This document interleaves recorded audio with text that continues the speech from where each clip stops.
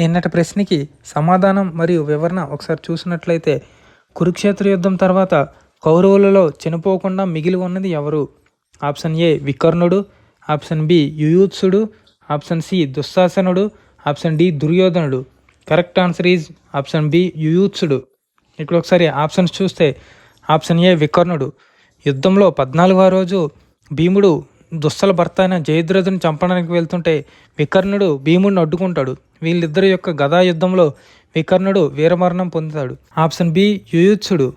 ధృతరాష్ట్రుడికి మరియు గాంధారి దాసి అయిన సుఖతకి కలిసి జన్మించిన వాడే ఈ యుయుత్సుడు. యుద్ధం తర్వాత కూడా మిగిలి ఉన్న కౌరవుడు. ఆప్షన్ సి దుశ్శాసనుడు.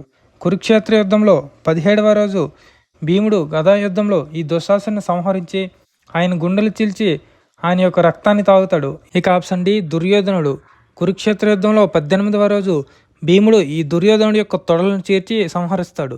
క్వశ్చన్ ఆఫ్ ద డే, లక్క ఇంటిని నిర్మించింది ఎవరు?